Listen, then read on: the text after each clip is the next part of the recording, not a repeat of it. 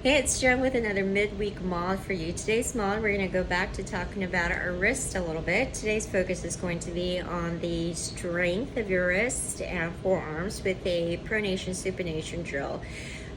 Keep in mind, anytime we're talking about either fingers, wrist, forearm, elbow, it's all related. You just think about this whole section of your body as one unit. And also, I wanted to give you a reminder on the point of the mod is that I'm giving you one drill or one simple movement, main movement within the video instead of going through, for example, a whole bunch of stuff all related to the wrist, because I want you to be able to remember and retain them, because it's never a lack of information, right? We need to remember all the myriad of choices that we have and then actually incorporate it. So hopefully it helps you incorporate just the fact that it's one thing, and the fact that with all these mods you could take any of them or any combination of them, and they're all helpful for either correctional or mobility or prevention methods or purposes, and you can do them anytime, anywhere, throughout the day with minimal tools, minimal equipment. So that is the point of the mod. So I'm basically just throwing out a bunch of stuff at you, and if something sticks, great. You create your own repertoire of movements that work for you, that you like, switch them up as you need. And I think we're at over 20 mods at this point, so that's the point of the mods. Okay, so today we are going to need a tool, and that's the hammer. Okay, any hammer that you have should work. The point of the hammer is that I know you may not, have one within reach, or we don't carry one in our purses or anything. Maybe, I don't know, I don't. But the point of the hammer is that you have a comfortable grip, and you have one end that's weighted to act as the lever. So if you happen to have something else that works for you or that works better, be my guest. I happen to have, I don't know, 5 or 6 hammers or so, even though I don't fix anything or do anything handy. And I believe it's because every time I have a handyman or a contractor over, they tend to leave a tool behind. I don't know what it is.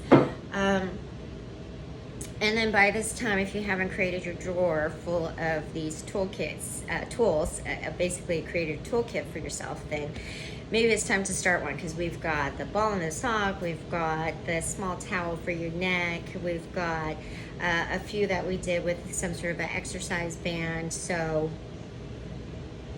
this is your toolkit. Excuse me. So get a hammer or something similar. And then before we work on any sort of wrist drills, especially since this is a strengthening one, there's a couple things that we're going to run through.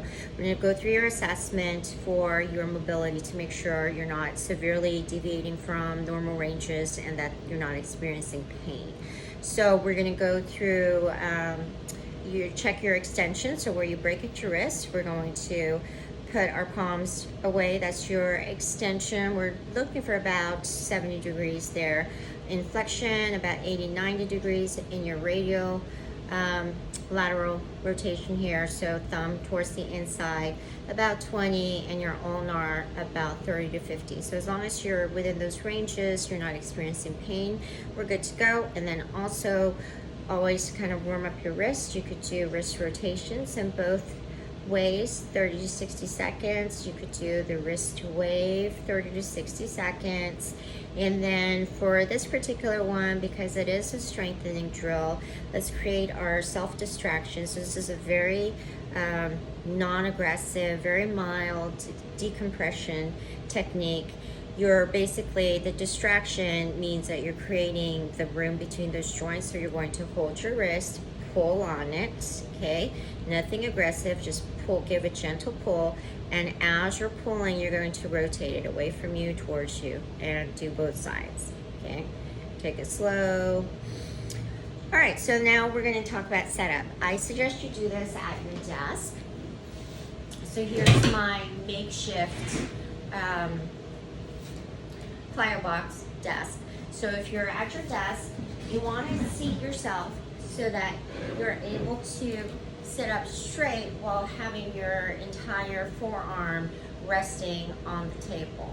So with good posture, relax at the shoulder, relaxed at the forearm, with your hand and wrist area off the edge of the desk, so off the ledge.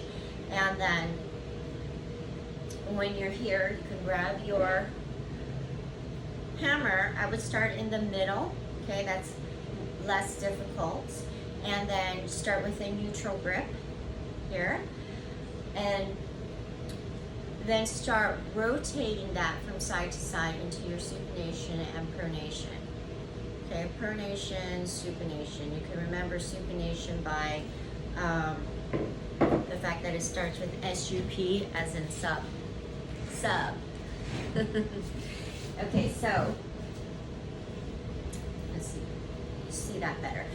So form check. You want to, again, keep everything here relaxed, and you don't want this elbow to be coming off that table. So if you have to, take your free hand and pin that down, because you're trying to isolate that wrist and isolate the movement of the wrist. And isolating any body part is not necessarily easy for a lot of people. Oftentimes I'll teach the rib isolation in the beginning of a for a personal training client, and they tend to try to move their eyes, move their lips. It's hard to isolate. So we're isolating the wrist.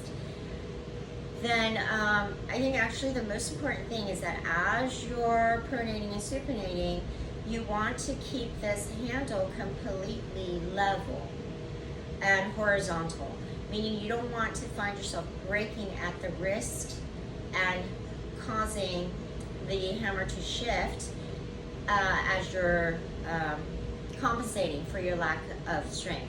If that's happening, move up towards the weight. That'll make it easier. If you're not having any problems, then move down towards the weight, down towards the handle to make it harder. And we're going to just rotate for, so each back and forth will be 1 rep. We're going for about 10 to 15 reps with control. So don't let that,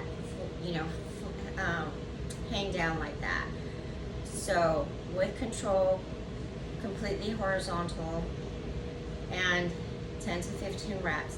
Now, if you need to go down the size and weight of the hammer, or go up the size and weight, you will gauge that for yourself. If you're in need of something, much bigger, like a sledgehammer, because people do, that is up to you, good for you. I won't make you go get a sledgehammer.